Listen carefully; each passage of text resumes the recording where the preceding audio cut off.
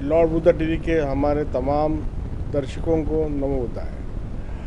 आज मैं आपसे एक बहुत बड़े विद्वान भत्ते जी से रूबरू कराऊंगा। वो है दिल्ली से आए हुए बदंत आनंद महातेरो जी। इनका परिचय तो जिन्होंने भी बुद्ध के आंदोलन के बारे में सुना है, पढ़ा है, उनको इनका परिचय तो देने की गरज नहीं है, ज़रूरत नहीं है। मैं समझता हूँ कि बुद्ध के आंदोलन में ये बहुत ज़्यादा सक्रिय थे, आज भी है, और शायद जब तक वो बुद्ध गया पूरी तरह से बुद्धों के ताबे में नहीं आता, कब्जे में नहीं आता, तब तक इनका आंदोलन शुरू ही रहेगा। तो हम सबसे पहले इनसे बातचीत करेंगे। मेरा पहला सवाल यह है, भत्ते जी, नमो बुद्धाय आपको। नमो बुद्धाय। आपको भी नमो बुद्धाय, आपका मंगल हो। और मैं लॉर्ड बुद्धा टीवी के चैनल से जुड़े हुए समस्त दर्शकों को आशीर्वाद प्रदान करता हूँ। साथ ही साथ ये भी कहना चाहता हूँ कि बहुत लंबे समय के बाद आज मेरा वार्तालाप हो रहा है, और वह भी बुद्ध के इशू को लेकर हो रहा है, जिसमें नाना प्रकार के भिक्षु समय समय भ्रम पैदा करते रहे हैं। आज कम से कम उसके संबंध में सटीक जानकारी आपको मिल सकेगी। भत्ते जी, एक बहुत दिन पहले बुद्ध का मुक्ति का आंदोलन है, बुद्धों के ताबे में जाना चाहिए, बुद्धों के हवाले वो करना चाहिए, वहाँ पर जो मैनेजमेंट है वो पूरी तरह से बौद्धों की हो, ऐसा इस मांग को लेकर काफ़ी बड़ा आंदोलन चला। बनते नागार्जुन सुरेश देसाई के नेतृत्व में, आपके नेतृत्व में, और सारे बौद्ध विद्वानों के नेतृत्व में वो चला। तो उसका परिणाम क्या निकला आखिर तक? मैं जहाँ तक समझता हूँ कि कोई निर्णय हो नहीं पाया। तो क्या कारण है कि सदियों से चली हुई वो बौद्ध परंपरा उस विहार में है। भगवान गौतम बुद्ध ने उसी जगह पर ज्ञान प्राप्त किया था, और वहाँ उन्हें संबोधि मिली थी। तो ऐसे ही एक पूरे देश में नहीं, विश्व में बुद्धों के लिए पवित्र ऐसी जगह है। तो वहाँ पर अभी भी वो उसका प्रशासन है, मैनेजमेंट है, वो औरों के हाथ में, बौद्ध विद्वानों के हाथ में नहीं है। तो इसका क्या कारण है? आपने तो काफ़ी लड़ाई लड़ी, लेकिन अभी तक के उसका कुछ फल मिला नहीं है। उसका क्या वजह क्या है? सबसे पहले तो ये है कि मैं लोगों को ये बता दूँ कि बुद्ध गया आंदोलन को लेकर के जो आंदोलन किया गया, आम लोगों में ये भ्रम है कि वहाँ ब्राह्मणों ने कब्जा कर रखा है। दूसरा, हमारे देश के जो जितने भी बत्तेगढ़ हैं उनको भी ठीक से ये जानकारी नहीं है कि बुद्ध गया प्रबंधन एक्ट 1949 का क्या बुद्ध गया टेम्पल से संबंध है। यहाँ मैं एक बात स्पष्ट करना चाहता हूँ, जब अनागारिक धम्मपाल ने ये लड़ाई लड़ी तो उस समय पर बहुत सारे हिंदू संगठन उनके साथ थे, लेकिन वो इस मकसद से नहीं थे कि बुद्ध गया का महाबोधि विहार का प्रबंधन बौद्धों को मिलना चाहिए, बल्कि उस भावना से जुड़े हुए थे कि जब कभी भी यदि बुद्ध गया का मसला हल होता है तो उसमें भागीदारी हम लोगों की होनी चाहिए। अनागारिक धम्मपाल तो बाहर का व्यक्ति है, इस कारण वो जो है उसके हाथ में दिया जाए तो ये ठीक नहीं है। मैं यहाँ एक बात और स्पष्ट करना चाहता हूँ, महाबोधि सोसाइटी जिसकी स्थापना अनागारिक धम्मपाल ने की थी, उसमें मोस्टली जो भी लोग हैं वो रिटायर्ड जज है, आईपीएस अफसर है, या कहना चाहिए अन्य यानी पदाधिकारी हैं।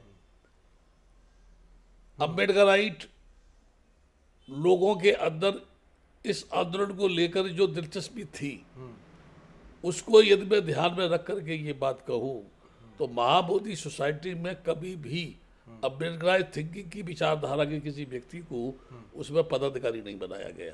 अच्छा। एक बात। दूसरी बात ये कि जब वो आंदोलन चला तो आंदोलन चलते समय राजीव गौबा उस समय के डीएम थे, उनके दिमाग में ये बात थी कि ये आंदोलन बहुत खतरनाक मोड़ पर है। जी। 4-4, 5-5 लाख लोगों को लेकर के धरना देना, प्रदर्शन करना, इतना सारा भिक्षु दिल्ली के लोगों ने नहीं देखा था।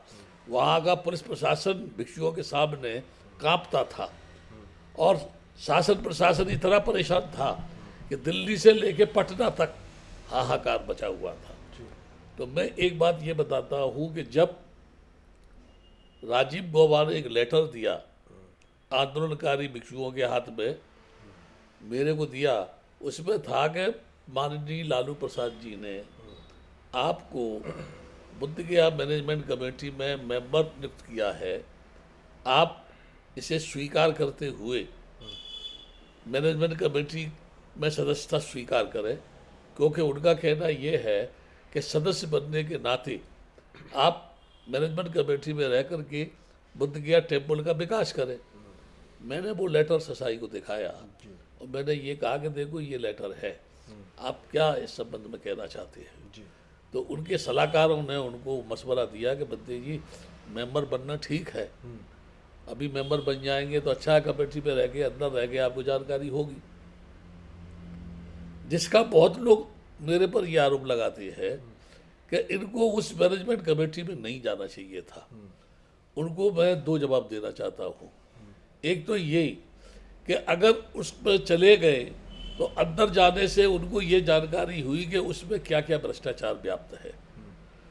दूसरा ये कि एक्ट में जो प्रावधान है उसके अनुसार उसका डेवलपमेंट क्यों नहीं होता है, क्योंकि एक्ट में प्रावधान है जो भी उसकी इनकम है उससे महाबोधि टेम्पल परिसर में ही उसका डेवलपमेंट किया जा सकता है, उसके बाहर नहीं।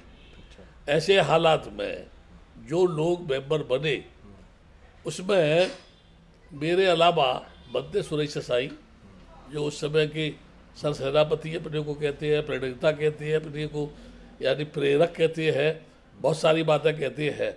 लेकिन एक बात मैं ये बता दूं कि इसकी शुरुआत डी संग्रसत बंते ने की थी, जिनका एक ब्राह्मण के साथ वह झगड़ा हुआ था, जो ये कह रहे थे कि आओ आओ इस ब्रह्म की नगरी में आपका स्वागत है। इसको लेकर के उन्होंने उनसे विवाद किया कि ये ब्रह्म नगरी नहीं है, ये बुद्ध नगरी है और ये विष्णु के पैर नहीं है, ये बुद्ध के पैर है। उनकी मारपीट हो गई। उस पर डीएम ने ये प्रतिबंध लगा दिया था कि नागपुरिया Buddhist no entered in Mahabodhi temple inside और आउटसाइड। अच्छा, जब ये घटना घटित हुई और मेरे को मालूम पड़ा तो मुझे बहुत तकलीफ हुई, क्योंकि जहाँ बाबा साहब ने बौद्ध धर्म स्वीकार किया उस नगरी के ही लोगों पर प्रतिबंध लगा दिया गया, महाराष्ट्र के लोगों पर प्रतिबंध लगा दिया गया कि ये इस टेम्पल के अंदर नहीं आ सकते। नहीं, मैं थोड़ा आपको रोकना चाहूँगा मंत्री जी। और डीएम वहाँ पर किस पद पर है अभी फिलहाल?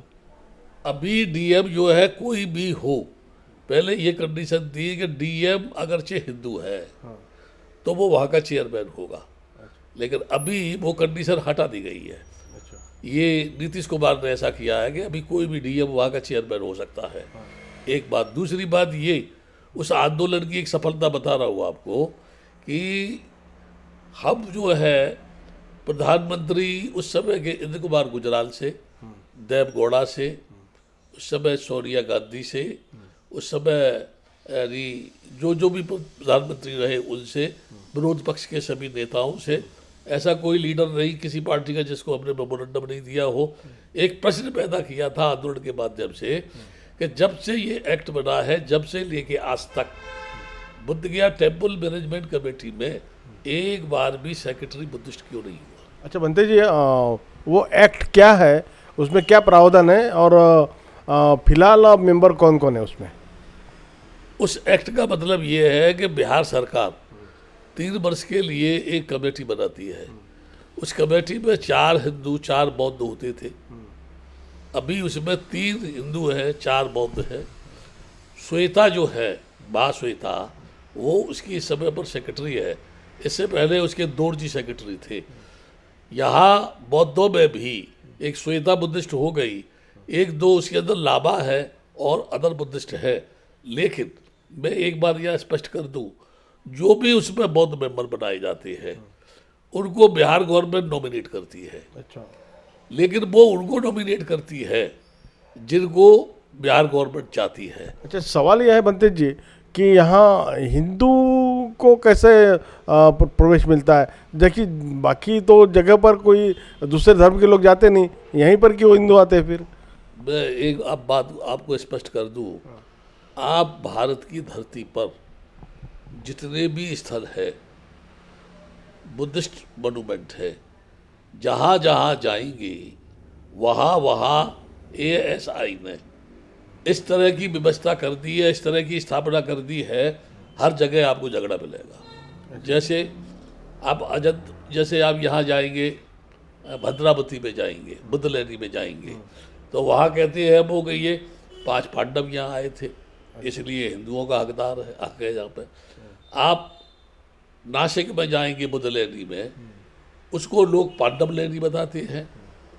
आप संगिसा के उस स्तूप पर जाएंगे जहाँ बुद्ध का अवतरण हुआ था स्वर्ग से, जो अपनी माँ को उपदेश देने के लिए गए थे, वर्षावास समाप्त होने पर वहाँ अवतरित हुए थे वो, तो वहाँ हनुमान जी स्थापित कर दिए गए हैं। आप नालंदा में जाएंगे कहीं कहीं, तो कहीं तेलिया बाबा के नाम से, कहीं किसी और बाबा के नाम से, कहीं हाथ पैर तोड़ दिए, कहीं विकृत कर दिया गया, कहीं कुछ कर दिया गया। मैं ये कह सकता हूँ कि बौद्ध धर्म को विकृत करना और बुद्ध को विष्णु का अवतार बता करके हिंदुओं की ये दावेदारी है कि विष्णु के अवतार थे भगवान बुद्ध, इसलिए हमको भी पूजा करने का अधिकार है और हम पूजा करेंगे उसके अंदर। मैं यहाँ ये कहना चाहता हूँ, प्रश्न हिंदुओं का पूजा करने का नहीं है, प्रश्न ये है कि जब तुम्हारे मैनेजमेंट कमेटी में कोई बौद्ध नहीं है, हाँ, तो बौद्धों की मैनेजमेंट कमेटी में हिंदू की क्या भागीदारी है? वही मेरा बस सवाल वही था। क्योंकि हिंदू पूजा करे, कौन उनको रोक रहा है, लेकिन मैनेजमेंट में उनकी भागीदारी होनी चाहिए, इस बात से हम सहमत नहीं हैं। और हमने यही आवाज़ उठाई थी कि चर्च में क्रिश्चियन होते हैं, मस्जिद में इस्लामिक होते हैं, हिंदुओं में हिंदू होते हैं, फिर बौद्धों की संस्कृति में, बौद्धों की सभ्यता में, बौद्धों के स्थलों में, बौद्धों के पूजा स्थलों में, बौद्धों के बिहारों में, वहाँ का जो मैनेजमेंट है उसमें बौद्धों की भागीदारी होनी चाहिए, उसमें दूसरों की भागीदारी नहीं होनी चाहिए। ये एक तरीके से अननेसेसरी हस्तक्षेप है कि मान न मान तेरा मैं मेहमान, जिसके हाथ में होगी लाठी भैंस वही ले जाएगी, दादागिरी है। क्योंकि इसको एक अच्छा उदाहरण मैं देना चाहता हूँ लॉर्ड बुद्धा टीवी के ऊपर। सब लोग ये जानते हैं कि 1942 में अयोध्या में रामलला की मूर्ति स्थापित की गई, यानी रामलला स्थापित किए गए। उस समय पर जवाहरलाल नेहरू ने, उस समय के जो मुख्यमंत्री थे गोविंद भाई पंत, गोविंद पल्लभ पंत जो है, उनसे कहा कि ये मूर्ति वहाँ से हटा दो, अभी ये लगाइए, इनको हटा दो, नहीं आगे चल के विवाद का ये कारण बनेगी। क्योंकि गोविंद पल्लभ जो थे वो भी हिंदू मानसिक संस्कृति के मानने वाले थे। उन्होंने कहा कि मैं नहीं हटा सकता हूँ, अगर मैं हटाऊंगा बवाल पैदा हो जाएगा। ठीक है, जैसे मैं उदाहरण दूँ, आज भी किसी भी मंदिर को तोड़ने में लोगों को डर लगता है, अरे उसमें देवता बैठे हुए, उसमें शंकर बैठे हुए, ऐसा है। उन्होंने अपना भय दिखाया कि मैं ऐसा नहीं कर सकता हूँ। बाद में वो धीरे धीरे विवाद का रूप उसने पकड़ा, और ऐसा पकड़ा कि अब वो रामलला धीरे धीरे फेमस होने लगे, और ये कहने लगे, लोगों ने अफवाह डालना शुरू कर दिया, रामलला यहाँ पैदा हुए थे, रामलला का जन्म यहाँ हुआ था, रामलला का, हम रामलला आएंगे वही मंदिर बनाएंगे। ये घटना चक्र को अंजाम देके पूरे देश में एक हो हल्ला खड़ा किया गया, जिसको लेके अडवाणी ने रथ यात्रा निकाली, जोर शोर के साथ आए। उस समय पर लोग इतने पगला चुके थे कि सबके दिमाग में एक ही बात थी फिट, कि हम किसी भी कीमत पर अयोध्या की मस्जिद को छोड़ेंगे नहीं, और गुम्बद पर चढ़ करके उसको उन्होंने तोड़ दिया। उस समय के मुख्यमंत्री ने कहा, मुझे गर्व है कि मेरे सामने ऐसा हुआ। उस समय एफिडेविट दिया था भारत सरकार ने कि हम मस्जिद की रक्षा करेंगे, लेकिन सब बेईमान लोग एकत्र हो करके मस्जिद को धाराशाही करके वह बना दिया। जबकि सत्य ये है कि राम कभी वहां पैदा हुआ नहीं। आज तक कोई इतिहासकार ये सिद्ध नहीं कर सका। और तर्क सबसे अच्छा ये है, जितने भी लोग गाल बजा रहे हैं, चाहे वो शंकराचार्य हों, चाहे कोई पंडित हो, चाहे कोई नेता हो, चाहे वो बेलगाम सड़क पर दौड़ने वाले घोड़े हों, वो साधु संत हों, वो पाखंडी हों, वो झूठो हों, जो लुच्चे हों, जो आज जो है आग बीच के कहते हैं हम खून खराबा कर देंगे, हमारे पास अस्त्र भी है, हमारे पास शस्त्र भी है, हमारे देवताओं के हाथ में हथियार भी है, हम जो है चैन से नहीं बैठेंगे, अपने स्थलों को लेकर रहेंगे। मैं उनको एक मशवरा देना चाहता हूँ, ये समस्त भारत की धरती बुद्ध की धरती है। कितना ही चीख है वो, कितना ही चलना है वो, कहीं भी जमीन को खोदा चाहे उसमें से बुद्ध निकलता है। उनमें से कभी भी उनका काल्पनिक भगवान नहीं निकला, न कहीं राम निकला, न कहीं शंकर निकला, न कहीं कोई और निकला। केवल गाल बजाना उनका काम है कि ये भारत भूमि हिंदू भूमि है, राम भूमि है, राम हमारा चरित्र है, राम हमारी आत्मा है, राम हमारा आदर्श है। जो कुछ भी होगा राम के द्वारा होगा, राम के बगैर एक पत्ता भी नहीं हिलेगा। राम जो चाहेंगे वो होगा। जब राम जो चाहेंगे तो तुमने मस्जिद क्यों तोड़ी? राम तोड़ देते उसको। राम जब चाहेंगे तो आप रामलला की प्रतिष्ठा क्यों स्थापित कर रहे हैं? और दुनिया का कोई भी आदमी, इससे बड़ा मूर्ख देश कौन सा हो सकता है जो पत्थर में प्राण प्रतिष्ठा कर रहा है? तो मैं उनसे ये कहूँगा, हनुमान में भी प्राण प्रतिष्ठा करो, सुग्रीव में भी प्राण प्रतिष्ठा करो, ठीक है ना। वो विभीषण था, उसमें भी प्राण प्रतिष्ठा करो। उस समय के जितने लोगों ने सपोर्ट किया, चाहे वो उस समय का बल्ला हो, चाहे वो उस समय की शिवरी हो जिसने बेर खिलाया उनको, उस सब में प्राण प्रतिष्ठा करो। मेरा चैलेंज है, इनके बाप भी ऐसा नहीं कर सकते हैं, केवल गाल बजाने का काम है इनका। इसलिए मैं ये कहूँगा कि हिंदू का ये दावा कि बुद्ध जो है विष्णु के अवतार है, जब विष्णु के अवतार है तो हम कम्युनिटी में रहेंगे, बुद्ध हमारे हैं।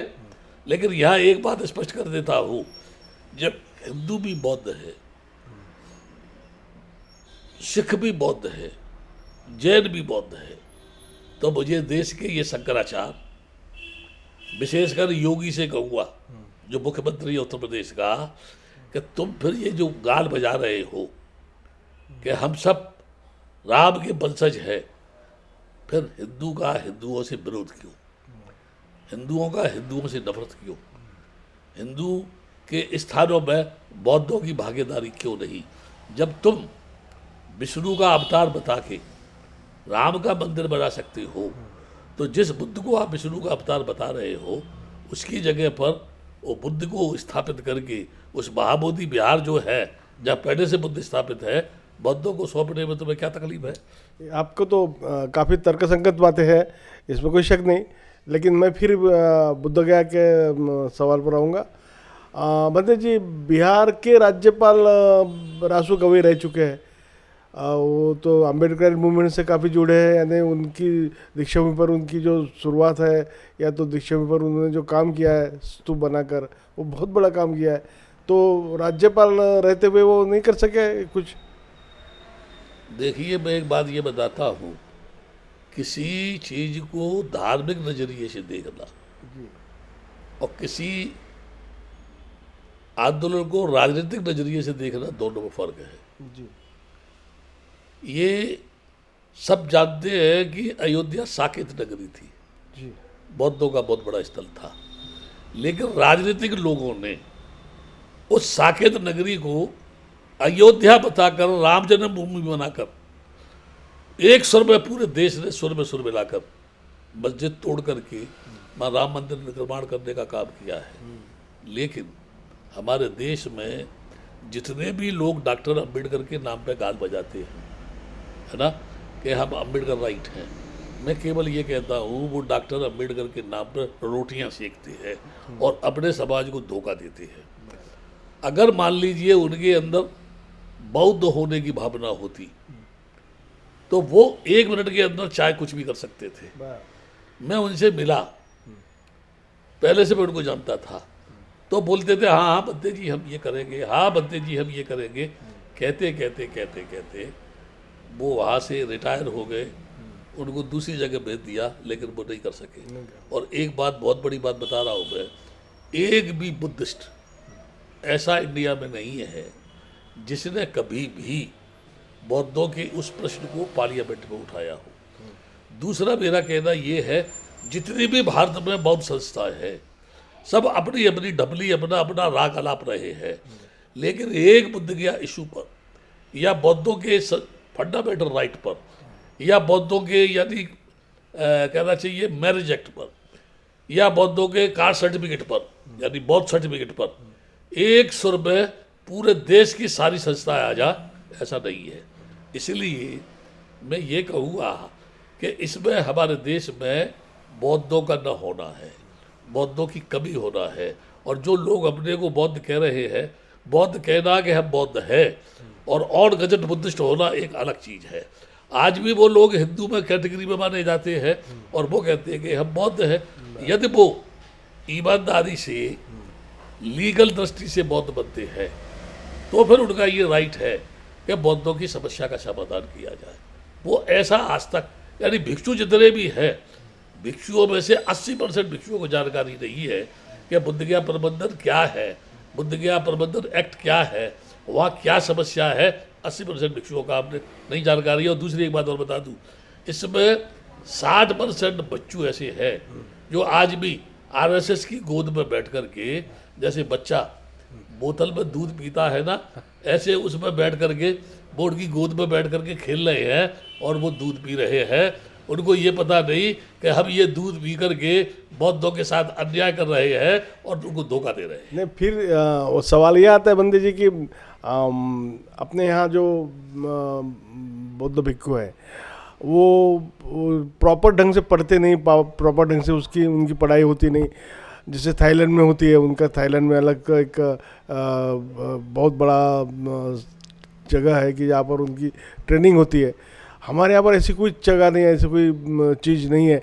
तो ये जो बनते हैं अपने यहाँ पर, जो अभी आए हुए हैं, एक तो आपके कहने को आरएसएस के पिट्टू है, या तो फिर ये तो उनका कुछ जरिया कुछ अलग होता है, या साधन कुछ अलग होता है।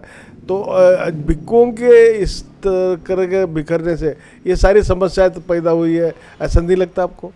नहीं, मैं ये कह सकता हूँ, थाईलैंड को लेंगे, बर्मा को लेंगे, लंका को लेंगे, एक तो वहाँ राजतंत्र है थाईलैंड में या बर्मा में भी। दूसरा मैं ये कहूँगा कि वहाँ की जो ट्रेडिशनल परंपरा है भिक्षु बनने की, पहले लोग अनागारिक बनते हैं जो धम्म की सेवा करते हैं, फिर बच्चेपन से वो श्रावणीर बनते हैं, किसी बुद्ध विहार में, किसी मॉनेस्ट्री की देख रेख में वो धर्म का अध्ययन करते हैं, पाली का अध्ययन करते हैं, विनय का अध्ययन करते हैं, सूत्रों का अध्ययन करते हैं। जब परिपक्व जब हो जाते हैं तब वो संघ से निवेदन करते हैं कि हमारी उपसंपदा की जाए। फिर उनकी उपसंपदा होती है तो वो एक परिपक्व भिक्षु बनता है। हमारे देश में कोई परंपरा नहीं है, यानी किसी परंपरा को लेके हम नहीं चल रहे हैं, ना हम विनय को लेके चल रहे हैं, ना हम बुद्ध के बताए हुए वो धम्म का जो मार्ग है उसको लेके चल रहे हैं। हमारे यहाँ क्या है, कोई भी 40 वर्ष का, 50 वर्ष का, 60 वर्ष का आदमी है, रिटायर हो गया है, उसको बंदे बना दिया, वो बुद्ध विहार में बैठा है। जब वो जाता है प्रचार करने तो कहता है मैं कब नहीं हूँ, पहले मैं प्रिंसिपल था, अभी मैं बंदे बन गया हूँ, मैं सब धर्म की चीज़ें जानता हूँ, मुझको पूरा धर्म जानकारी है। जबकि उनको ABCD भी धर्म की जानकारी नहीं है, क्योंकि जब उसके दिमाग में यही घुसा हुआ है कि पहले मैं प्रिंसिपल था, या पहले मैं जज था, या पहले मैं जो IAS अफसर था, जब तक वो नहीं निकल जाता तब तक भिक्षु कैसे बनेगा वो? एक बात, बहुत सवाल लोगों के दिमाग में है, मुझे भी पूछने की इच्छा हो रही है आपको, कि परित्राण पाठ को लेकर लोग बहुत अलग अलग चर्चा करते हैं। ये परित्राण पाठ धम्म में नहीं है, या तो फिर या कुछ लोगों ने अपना कमाई का जरिया बना लग रखा है, ये इस पर कहाँ तक सच्चाई है? ये 100% जो है हमारे आधुनिक समय में बौद्ध भिक्षुओं ने बुद्ध के दर्शन को, बुद्ध के धम्म को एक कॉमर्शियल रूप दिया है। वो धर्म को धर्म की दृष्टि से नहीं, धम्म को धम्म की दृष्टि से नहीं, या बुद्ध के नज़रिए से नहीं, या विनय के नज़र से नहीं, सुत पिटक के नज़रिए से नहीं, वो केवल बुद्ध के दर्शन को एक कॉमर्शियल बेस पर देख रहे हैं। और जो ये परित्राण पाठ की बात करते हैं, सूत्र पाठ करो, महापरित्राण पाठ करो, 2 दिन करो, 3 दिन करो, कोई तकलीफ है तो महापरित्राण पाठ करो, परित्राण पाठ करो, कोई बच्चा नहीं पढ़ने में सक्सेस है तो परित्राण पाठ कराओ, घर में बीमारी है तो परित्राण पाठ कराओ।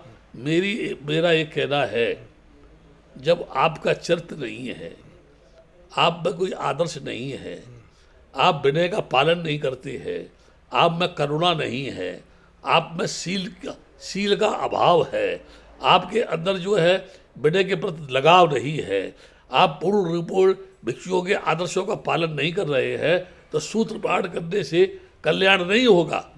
आप समाज को गड्ढे में ले जाने का काम कर रहे हैं। और जितने भिक्षु मेरी बात सुनते हैं ना, मुझको गालियाँ देते हैं, अब वो ये कहते हैं कि बंदे जी जो है भिक्षुओं की रोजी रोटी पर लात मारते हैं, क्योंकि थोड़ा बहुत हमको जो मिल जाता है ये उसको भी रोकना चाहते हैं। धम्म का संबंध पैसे से नहीं है, धम्म का संबंध आचरण से है। यदि आप आचरण से सही काम करेंगे, थाईलैंड के भी लोग धनवान है ना, बर्मा के लोग भी धनवान है ना, वियतनाम के लोग भी धनवान है, लंका के लोग भी धनवान है। क्या कारण है कि उस समय हमारे देश के भिक्षु समुद्र को लांग कर, कहाँ बामियान कंदराओं की गुफाएं हैं, कहाँ बामियान ईरान, इराक, अफगानिस्तान हैं, जहाँ लोगों ने पहाड़ों को चीर कर, है ना, बुद्ध की प्रतिमाओं का निर्माण किया। और आज इतनी संख्या में बाबा साहब द्वारा बौद्ध धर्म स्वीकार करने के बाद भी भारत की धरती पर कितने बौद्ध भिक्षु सफल है इस मामले में कि एक कोने से दूसरे कोने तक वो धम्म को लोगों के बीच में ले जाते या समाज को एक मत कर देते। आज भी अलग अलग मत है। कई ब्याह शादी में बौद्धों में मांग भरी जाती है, कई उनको बिछिया पहनाए जाते हैं, कई उनके हाथ में कंगन बांधा जाता है, कई उनके हाथ में कंगन नहीं बांधा जाता है।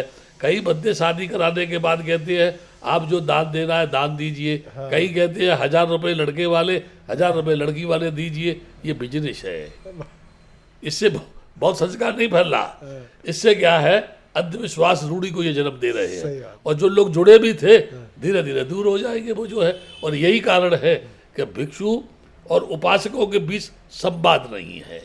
और इसका मूल कारण है हमारे अंदर आर्थिक लालसा है, समाज भटका हुआ है, वो मार्ग चाहता है। बाबा साहब ने अपने किताबों में भी और प्रवचनों में भी, भाषणों में भी लिखा है, पढ़ा, उन्होंने कहा है कि तमाम विश्व के जो बौद्ध भिक्षु है उन्होंने इकट्ठे आने चाहिए और एक विश्व संगठना बननी चाहिए, पूरे देश की, पूरे विश्व की एक संगठना बननी चाहिए, ऐसा उनका सपना था। तो ये आज आपको क्या दिख रहा है, ऐसा होता है क्या, होगा क्या? बाबा साहब होते तो ये संभव था, लेकिन आज मैं देखता हूँ जब भारत का भिक्षु ही एक जगह नहीं है तो हम विश्व की कल्पना क्या कर सकते हैं।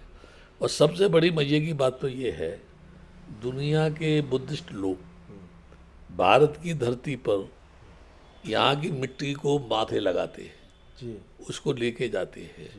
हमारे देश के लोग थाईलैंड में, बर्मा में, वियतनाम में धम्म सीखने के लिए नहीं जाते हैं, पैसा लेने के लिए जाते हैं, है ना। और वो वहाँ के जो भिक्षु है, इंडियन भिक्षु को बेगर बताते हैं कि ये भिखारी है ये। क्योंकि आज भी कोई आदमी बुद्ध गया के टेम्पल पे जाए तो बरसाती मौसम में जब मेंढकों की संख्या बढ़ जाती है तो सीजन के समय पर वहाँ के आसपास के लोग भिक्षु बन जाते हैं। बाप बन जाता, बेटा बन जाए, दादा बन जाए, भतीजा बन जाए, चाचा बन जाए। और वो क्या करते हैं, भिक्षा पात्र लेकर के महाबोधि टेम्पल परिसर में अशोका ग्रेड के चारों तरफ आंख बूंद करके बैठ जाती है, केवल के क्यों, हाउ टू गेट मनी। वो दिखाते हैं हम बहुत बड़े ध्यानी हैं, दान दो, डॉलर दो, डॉलर दो, दान दो, डॉलर दो, ये उनका मंत्र है। लेकिन जो बुद्धिस्ट है किसी भी कंट्री का, वो चेहरा देख करके ये जान जाता है कि ये असली है कि ये नकली है। हाँ और उसमें भी जो भिक्षु श्रेष्ठ है या जो श्रावण श्रेष्ठ है, धर्म का अनुसरण कर रहा है, उसके भिक्षा पात्र में वो 100 डाल देंगे, 100 डालो, किसी में 50 डालर डाल देंगे। और जो नकली बैठे हुए हैं, किसी को 10 रुपये, किसी को 5 रुपये, किसी को 2 रुपये देंगे, फिर उनमें आपस में झगड़ा होता है। कैसा, तुझे क्या, अरे मेरे को 100 डालर दिए, अरे तेरे को 100 डालर दिए, मेरे को 10 रुपये दिए थे मुझे 10। ये झगड़ा जब वहाँ होता है तो होता महाबोधि टेम्पल परिसर में है और चर्चा उसकी बाजार में होती है। अच्छा, फिर एक बार मैं महाबोधि विहार की तरफ आऊँगा। बुद्धगया में जो आंदोलन चला तो अभी लगभग ख़त्म ही हो गया है, ऐसा लग रहा है। तो नहीं, ये ख़त्म नहीं हुआ है। हाँ। अभी भी वो जारी है। हाँ। क्योंकि मैं संगठनात्मक ढांचे को मजबूत करने में लगा हूँ। वो किस तरह से मैं देखिए भिक्षुओं को जोड़ रहा हूँ। जैसे राजस्थान में ज़्यादा भिक्षु नहीं है, 10-15 होंगे, उनको मैं संघ में लाया। उसके अलावा मध्य प्रदेश के भिक्षुओं को संघ में लाया। आपके गुजरात में ज़्यादा भिक्षु नहीं है, अभी ज़्यादा हो रहे हैं, उनको यानी एक साथ हरियाणा में, गुजरात में, पंजाब में, है ना, आपके यूपी में, बिहार में, उत्तराखंड में, छत्तीसगढ़ में, है ना, आपके इसमें जो है क्या नाम है, ये जो बना बिहार से झारखंड में धीरे धीरे भिक्षु बन रहे हैं, जुड़ रहे हैं, है ना। एक बात मैं मेन बता दूं आपको यहाँ, इसका भी कारण बताता हूँ। जिनको आंदोलन के माध्यम से जब बुद्ध सेक्रेटरी बना या जिन भिक्षुओं को वहाँ पूजा पाठ के लिए बैठाना गया, मेरा कहना है वो ईमानदारी से अपने कर्तव्य का पालन नहीं कर सके। अच्छा। क्योंकि मैंने उनसे ये कहा था, ये महाबोधि विहार एक विश्व का इतना पूजनीय स्थल है, अगर यहाँ रह करके आपने अपने चरित्र का निर्माण किया, अपनी करुणा को विकसित किया, आपने लोगों के हृदय को जीता, आपने लोगों को अपने से जोड़ने का प्रयास किया, तो लोग ये समझेंगे डॉक्टर अंबेडकर की बात जो बुद्धिज्म इंडिया में आया है, उस पर चलने वाले भिक्षु कितने उच्च कोट के भिक्षु हैं। लेकिन उनके नकारात्मक रवैया अपनाने से ऐसा हुआ कि जो सेक्रेटरी 26 वर्ष तक रहा, 12 वर्ष रहा, 6 वर्ष रहे, 9 वर्ष रहे, क्या कारण है कि बुद्ध सेक्रेटरी को 3 वर्ष के बाद हटा दिया गया? कोई तो कारण होगा, है ना। और उस कारण की खोजबीन करने के लिए जब मैंने कोशिश की, तो जिसको सेक्रेटरी बनाया वही कहने लगा, नहीं, मुझको नहीं बनना है। अब क्या कारण था कि नहीं बनना है?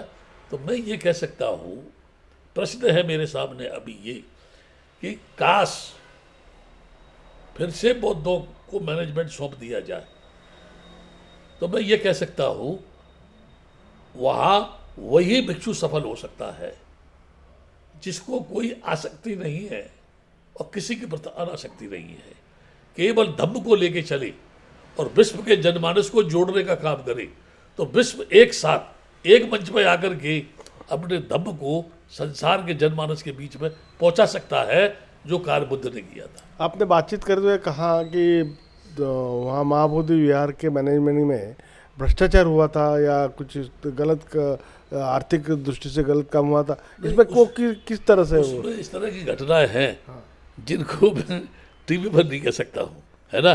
केवल एक बात कह सकता हूँ, एक मलेशिया की लेडीज थी, वो बुद्धगया में आई हुई थी। अच्छा। तो बुद्ध महोत्सव जो है हम लोगों ने शुरू किया, तो हमारे वहाँ के कमेटी के भिक्षु उसके साथ वो बुद्ध यानी महोत्सव में घूम रहे थे। वो उनको खिला पिला रही थी, कहीं मिठाई खाओ, दही बड़े खाओ, पानी बड़े खाओ, और कभी ये ले लो, कहीं वो ले लो। तो मैंने कुछ भिक्षुओं से कहा, इसके साथ तुम घूम रहे हो, तुम्हें अपनी मर्यादा का ख्याल नहीं है कि आप मैनेजमेंट कमेटी के भिक्षु हैं जो वहाँ पर पूजा पाठ करते हैं, विश्व के लोगों को जोड़ने का आपका भाव होना चाहिए। आप इसके पीछे पीछे घूम रहे हो और ये नचा रही है आपको, जैसे गाय को किसी को हरी घास दिखाई जाए तो उसके पीछे पीछे जा रही है वो जो है। क्यों जा रहे हैं उसके पीछे जो है? नहीं वो ऐसे कह रही है, नहीं ऐसे कह रही है, ठीक है। मैंने कि आप नहीं मान रहे तो आप जानो। मैं कह के चला आया। सवेरे बहुत सारे पत्रकार मैनेजमेंट कमेटी में आ गए और कहने लगे वो सेक्रेटरी का। सेक्रेटरी मेरे पास गए, भद्दे जी पत्रकार आए हैं बहुत सारे, आप पूछो आप। मैं बोला सेक्रेटरी आप है कि मैं हूँ? अरे भाई सेक्रेटरी आप है तो आप जाके उनका समाधान करो, मैं क्या समाधान करूँगा जो है? अभी मैं जाऊँ मुझसे वो कहते हैं कि आप कोई सेक्रेटरी है इसके, तो मैं अपनी बेइज्जती क्यों कराऊँ? मैं मेंबर हूँ, आपको जाना जाओ, मेरी भद्दी जाओ आप। मैं गया उनके पास, मैंने पूछा क्या बात है? भद्दे जी मलेशिया की लेडीज ने डीएम को एप्लीकेशन दी है और वो ये कहती है कि at present secretary is not good for the post of secretary Bodh Gaya temple management committee because he has no control on his body. अच्छा, तो मैंने पत्रकारों से पूछा, मैंने एक बात बताओ मुझे, वो लेडीज कहाँ है? लेडीज तो यहाँ नहीं है। मैंने कि जो मुद्दा है वो यहाँ है नहीं, मुद्दा ही जो है वो यहाँ नहीं है और आप प्रश्न कर रहे हैं। अगर उसका प्रत्युत्तर जानने के लिए उसे पूछा जाए तो वो यहाँ है नहीं। तो मैंने सबसे पहले तो आप मुझे ये बता दो कि उसने ये कैसे जाना कि सेक्रेटरी को अपने शरीर पर कंट्रोल नहीं है? कैसे उसने जाना?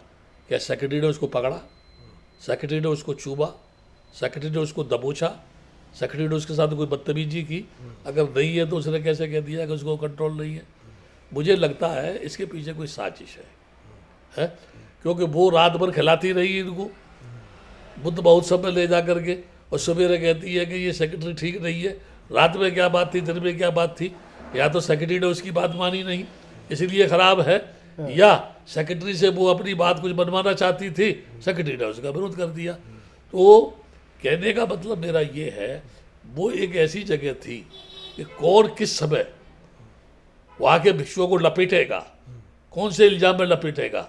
मैं एक बात बता दूं आपको, मेरे ऊपर भी एक बार वहाँ इल्ज़ाम लगाया गया। कैसे?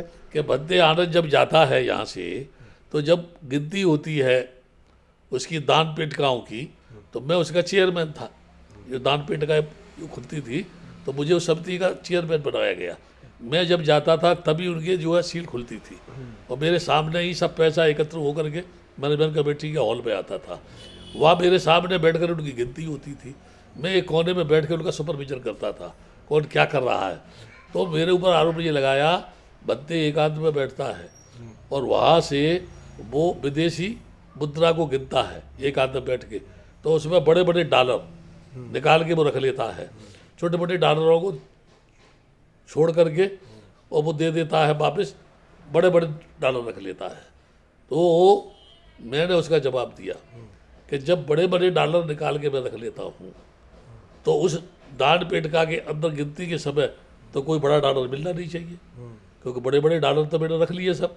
तो उसमें अगर 100 का 200 का डॉलर मिलता है तो क्या उनके बाप जो है डाल जाते हैं उसके अंदर जो है? एक बात। दूसरी बात ये कि जब मैं आता हूँ तो लोगों को स्टेशन पर बैठना चाहिए, मेरी जो है ब्रीफ केस की जांच करनी चाहिए प्रशासन को, और जब मैं जाता हूँ तब भी प्रशासन को मेरी जांच करनी चाहिए। तो अपने आप जानकारी हो जाएगी मैं क्या करता हूँ, है ना? तो कुल मिलाकर के मैं ये कह सकता हूँ कि एक तरफ तो बौद्धों को बदनाम करने के लिए लोगों ने एड़ी चोटी का जोर लगाया, और दूसरी तरफ नाना प्रकार के षड्यंत्रों के माध्यम से एक ब्रिगेड किसी भी तरीके से ये कमेटी ख़त्म हो और हम लोग इसमें घुस के आए, लेकिन ये भी वहाँ पर जो है नाटक चलता रहा। छोटा सा सवाल है कि आप फिलहाल कमेटी में है या और कौन कौन कमेटी में है? कुछ ट्रस्टी कौन है इसमें? नहीं, ट्रस्टी उसमें कोई नहीं है, केवल मेंबर होते हैं। तो मैंने बताया श्वेता उसकी जनरल सेक्रेटरी है, सचिव है, और 3 उसके अंदर बुद्धिस्ट मेंबर है ना? तो एक तो वही हो गई, 3 अन्य हो गए। तो उसमें एक जो है डॉक्टर मेरे ख्याल में अरविंद कुमार हैं और 3 और हैं, है ना? उनमें एक लामा है, एक कोई सिक्किम का जो लामा है वो उसके अंदर मेंबर है।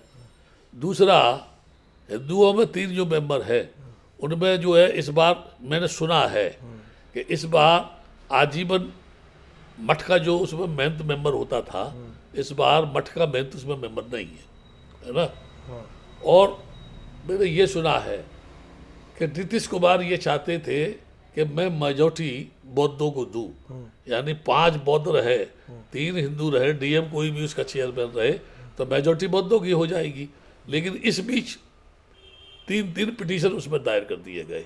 अभी यहाँ पिटीशन के संबंध में एक बात बताना बहुत जरूरी है आपको। यहाँ पर जब आंदोलन चल रहा था, पीक पर था, तो मैं इंद्र कुमार गुजराल से मिला। He was home minister at that time.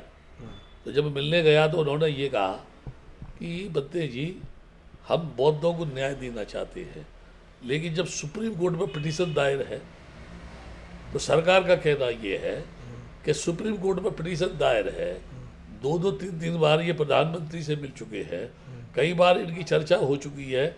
ऐसे हालत में सरकार इसमें कोई कदम नहीं उठा सकती जब तक कि पिटीशन में कोई फैसला नहीं हो जाता। तो मैंने कि फिर बोले आप पिटीशन ले लो वापस, कंडीशनल ले लो पिटीशन वापस। उसने मेरे को बताया इस केस को उस समय लड़ रहे थे शशि भूषण के पिताजी। अब मैं ये नहीं जानता शशि भूषण के पिताजी का नाम क्या था और शशि भूषण का नाम क्या था। तो प्रशांत भूषण और शशि भूषण, तो यानी भूषण जो वकील थे, वर्तमान वकील के पिताजी, वो केस लड़ रहे थे। तो वर्तमान भूषण ने ये कहा, बद्दे जी मैं आपको एक बात बता रहा हूँ, ये मसला कोर्ट से डिसाइड नहीं होगा, आप सारी ज़िंदगी केस लड़ते रहो, क्योंकि सरकार ये जानती है यदि हमने बौद्धों की समस्या को स्वीकार कर लिया और महाबोधि विहार का प्रबंधन बौद्धों के हाथ में दे दिया, तो ये बुद्धिस्ट जितनी भी कंट्री में बुद्ध विहारों को विकृत करके मंदिर बनाए गए हैं, सबको वापस लेने की मांग करेगी। और उस समय सरकार अंतर्राष्ट्रीय स्तर पर मंच पर नंगी हो जाएगी, लिहाजा ये फैसला नहीं होगा। अच्छा, तो उन्होंने बोला मेरे से, होम मिनिस्टर ने, इंद्रजीत गुप्त ने, कि आप कंडीशनल वापस ले लो इसको। तो मैंने ससाई को बोला, बद्दे जी ऐसे ऐसी बात है। तो उन्होंने कंडीशनल उसको विड्रॉ कर लिया।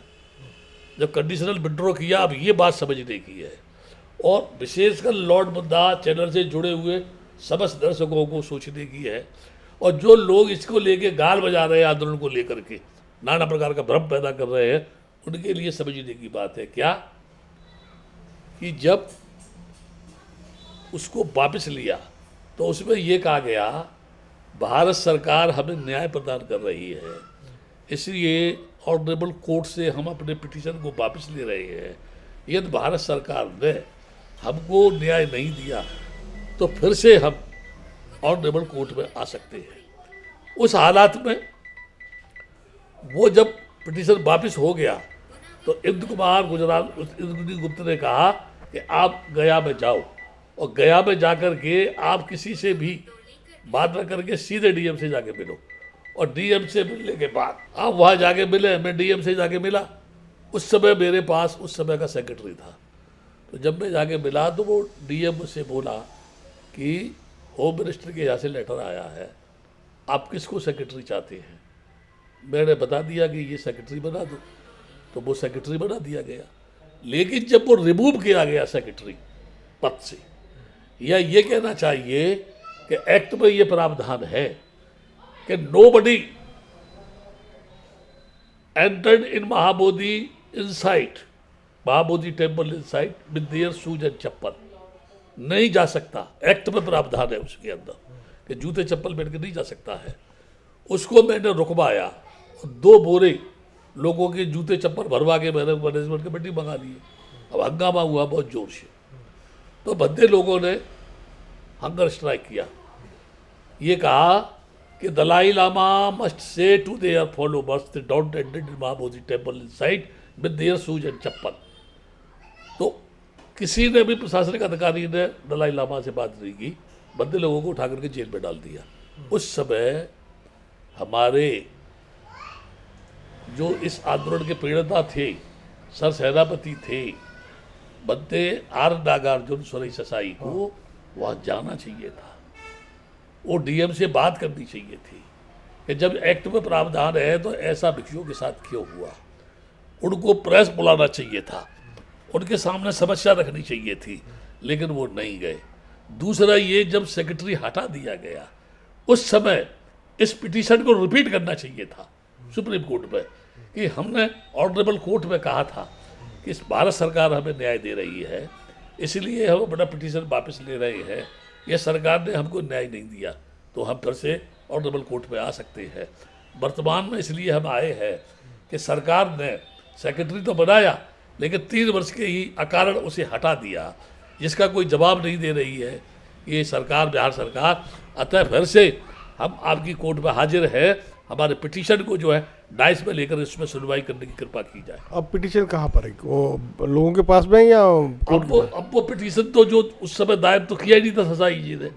बाद में उस समय पर जब भिक्षु आंदोलन कर रहे थे और पकड़े गए थे, उस समय ससाई जी माइनॉरिटी के मेंबर थे, जी। क्योंकि दलाई लामा के बोध करने पर ये आंदोलन और व्यापक रूप पकड़ेगा, तो ससाई जी को उसमें माइनॉरिटी में मेंबर बना दिया गया। माइनॉरिटी में मेंबर बनने के बाद मैंने उनको बोला था कि आप प्रेस मीडिया बनाओ और ये कहो कि मैं बहु प्रतिनिधि हूँ। जब मेरी बात को सरकार मानती नहीं है, बौद्धों के हक हकूक़ की बात को सरकार मानती नहीं है, तो मेरा इसमें मेंबर बने रहने से फ़ायदा क्या है, मैं रिजाइन देता हूँ। तो उन्होंने नहीं ऐसे कैसे, मैं मंत्री हूँ इस समय पर जो है। अब बाहर का आदमी वो क्या समझेगा, what is the difference between minister and the member of minority, ठीक है। तो मैं ये कह सकता हूँ कि कानून का रूप भी विधिवत रूप से संभव समय पर नहीं लिया गया। जब पिटीशन दायर करना चाहिए तब नहीं किया गया। बाद में सोसाइटी ने पिटीशन दायर किया। एक अरूप ब्रह्मचारी बाबा जी था बोध गया का, उसने पिटीशन दायर किया। एक जो है दार्जिलिंग का कोई लामा फैमिली से था, उसने पिटीशन दायर किया। अब सरकार ये कहती है, मैंने एक मेमोरेंडम दिया था अभी 2-3 महीने पहले, ये जब मैं तैयारी कर रहा था इसकी, तो बिहार सरकार की तरफ से जवाब आया, क्योंकि सुप्रीम कोर्ट पर 3 पिटीशन दायर है जो विचाराधीन है, इसलिए इस संबंध में बिहार सरकार कुछ नहीं कर सकती है। अच्छा, आप इस प्रबंधन के बहुत बड़ा हिस्सा रह चुके हैं। एक आखिरी सवाल ये है कि अब आगे के दिनों में क्या करने वाले हैं आप? आपकी क्या प्रोग्राम है, या तो किस तरह का आंदोलन आप करेंगे या तो नहीं करेंगे? मुझको तो ये राम मंदिर बनाने से भारत के बहुसंख्यक हिंदू समाज ने झूठ के ऊपर जो इबादत खड़ी की है, झूठ के ऊपर जो इबादत खड़ी की है, उसने मुझको इस बात का इंडिकेशन दिया है कि अब समय है राष्ट्रीय अंतर्राष्ट्रीय स्तर पर इनसे प्रश्न करने का। और वो समय क्या है, ये दर्शक लोग ध्यान से मेरी बात को सुने। सभी ये जानते हैं कि सम्राट अशोका के काल में, इससे पूर्व बुद्ध ने जो अपनी प्रज्ञा की ज्योति से जगमगाया सारे विश्व को, बगैर किसी हथियार के हिंसा पर उसने विजय प्राप्त की, जिसको सम्राट अशोक ने स्वीकार किया। बाद में सम्राट अशोक के न रहने पर, बल्कि मैं ये कहूँगा सम्राट अशोक के काल में ही 60,000 ऐसे भिक्षुओं के चीवर उतारे गए थे जो सही मायने में भिक्षु नहीं थे, भिक्षु नियम का उल्लंघन कर रहे थे। सम्राट अशोक के बाद उनका भाई जयद्रथ, उसने दया करके पुष्पमित्र को अपने उसमें सेनापति बना दिया। पुष्पमित्र ने समय देख करके जयद्रथ की हत्या कर दी और सारे बुद्ध विहारों को तोड़ डाला, भिक्षुओं को कत्लेआम किया। तो वो कोई क्षत्रिय नहीं था, वो ब्राह्मण था। और ब्राह्मण इस बात का प्रतीक है हमारे देश में, जिसने ब्राह्मण की रक्षा की या जिसने ब्राह्मण की झूठी कथाओं को सही मान लिया, उसको ब्राह्मणों ने भगवान बना दिया। अभी भी वर्तमान समय में बहुत सारे लोगों ने यह कहना शुरू कर दिया कि नरेंद्र मोदी जो है विष्णु के अवतार है। अभी से आगे चल के तो वो ये कहेंगे विष्णु के अवतार ही हैं, ये अवतार सिद्ध हो जाएंगे। तो मैं ये कह रहा था, जब कत्लेआम करके बौद्ध धर्म को नष्ट करने का प्रयास किया, ठीक है, उसी पीरियड में, कत्लेआम करने के पीरियड में ही ब्राह्मणवाद को जिस बुद्ध ने उखाड़ के फेंक दिया था, बाबा साहब ने काफ़ी अध्ययन करने के बाद, जात-पात स्वयं भोगने के बाद उन्होंने 14 अक्टूबर सन 1956 को बौद्ध धर्म स्वीकार किया। और उन्होंने 1935 में कहा था कि मैं हिंदू पैदा हुआ, ये मेरे बस की बात नहीं थी, लेकिन मैं हिंदू होकर मरूंगा नहीं, ये मेरे बस की बात थी। उस समय से ही आरएसएस सक्रिय था और इस कोशिश में थे किस तरीके से हमारी सत्ता आए और कब हम इस बौद्ध संस्कृति की जड़ों को उखाड़ फेंकें और भारत की धरती पर पुनः राम राज्य की स्थापना करें। अब यहाँ ये समझना जरूरी है कि जो साकेत नगरी बौद्धों का बहुत बड़ा स्थल था, नडाल माता जहाँ पियर था उसका, अष्टकोश प्रसिद्ध कवि महायान का जो वही का रहने वाला था, बहुत बड़ा बौद्धों का व्यापार केंद्र था, उस जगह पर आधुनिक समय में पुष्पमित्र शुक्ल का पुतला बैठा करके मंदिर बना दिया गया और कहा जा रहा कि प्राण प्रतिष्ठा उसमें की जाएगी। ये कैसे पागलों का देश है, ये कैसे मूर्खों का देश है। अगर मैं किसी से पूछूं, प्रधानमंत्री से पूछूं या यहाँ के साधु संतों से पूछूं, शंकराचार्यों से पूछूं कि आपके द्वारा मंत्रों के उच्चारण के बाद प्राण प्रतिष्ठा उसमें स्थापित हो जाएगी, तो क्या राम बोलेंगे, क्या राम चलेंगे, क्या राम अपनी बात सुनाएंगे कि उन्हें क्या क्या परेशानियां हुई थी। वो राम कभी कोर्ट में आए थे, कभी राम ने एफिडेविट बयान दिया था, कभी राम ने अपना बयान दिया था, राम ने कभी दावा दायर किया था। वो रामानुज भद्राचार, अंधा आँख से अंधा, वो कहता है मुझे 22 भाषा का ज्ञान है, लाखों श्लोक मुझे याद है, मैंने ही सिद्ध किया था कि राम यहाँ पैदा हुए। यानी उसकी बात को मान करके कोर्ट ने भावनाओं के आधार पर यह जजमेंट दिया कि यदि मैं मुसलमानों के हक में देता हूँ तो बहुत बड़ा बवंडर खड़ा हो जाएगा हिंदू मुसलमानों के बीच में, इसलिए उसने बहुसंख्यक समाज के हक में फैसला दिया है और मुसलमानों को मस्जिद के लिए जगह दी। मैं सरकार से पूछता हूँ, तुमने इतनी ईमानदारी से इतना बड़ा राम मंदिर बनाया, इतनी ईमानदारी से क्या मस्जिद बनाने का काम करोगे? इसको तुमने तोड़ दिया। मैं ये कह सकता हूँ, भारत की धरती पर पुष्पमित्र शुक्ल की स्थापना करके ये भारत के ब्राह्मणी संस्कृति के पोषक साधु संत, ढोंगी, पाखंडी, बदमाश, चोर, लुटेरे सब एड़ी चोटी का ये जोर लगा रहे हैं कि भारत की धरती पर हम हिंदू गणराज्य स्थापित कर रहेंगे, राम राज्य स्थापित करके रहेंगे, राम राम कहलवा के रहेंगे। मैं इनसे कह रहा हूँ, तुम मर जाओगे चीख चीख के, चिल्ला चिल्ला करके। कभी भी लाठी के आधार पर किसी के ऊपर भी शासन नहीं किया जा सकता है। बड़े बड़े शहंशाह, बड़े बड़े तानाशाह, बड़े बड़े बदमाश इस भारत की धरती पर राजा पैदा हुए, क्रूर पैदा हुए, जिन्होंने नरसंहार किया, तलवार से काटा। अशोक जैसा चंडा अशोक जिसने लाखों लोगों को काट दिया, आखिर उसको भी प्यार की भाषा को अपनाना पड़ा जब उसने सारे विश्व के मानव के बीच में चंडा अशोक से देवानंद प्रिय अशोक की उसने पदवी पाई थी। इन मूर्खों को मैं सलाह देना चाहता हूँ, गुंडागर्दी से आप राम राज्य स्थापित नहीं कर सकते हैं। हम इस चर्चा का अंत करेंगे, लेकिन इस सवाल के साथ कि बुद्ध के आंदोलन का आगे क्या होगा, या चलेगा या फिर उसको यही विराम किया जाएगा? ये विराम नहीं किया जाएगा।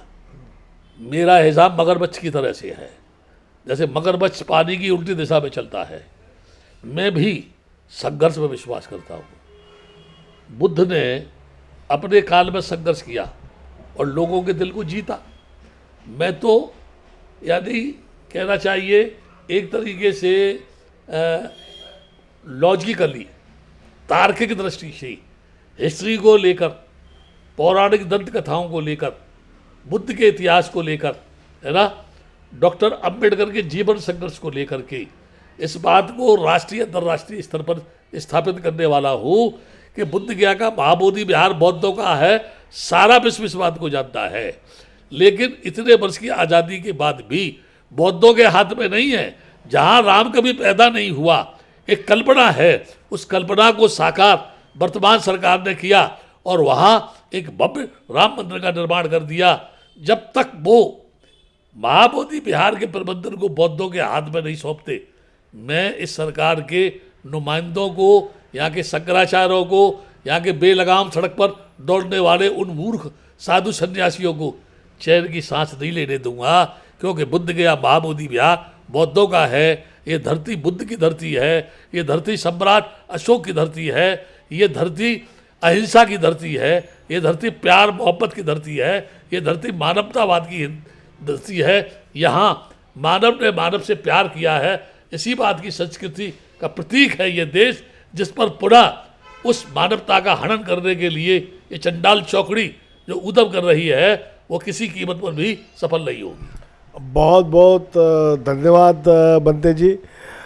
बहुत आपके साथ बात करते वक्त ऐसा लगा कि आपने इतिहास के बहुत वो अनछुए पहलू को उजागर किया कि जो अब तक लोगों को पता ही नहीं था।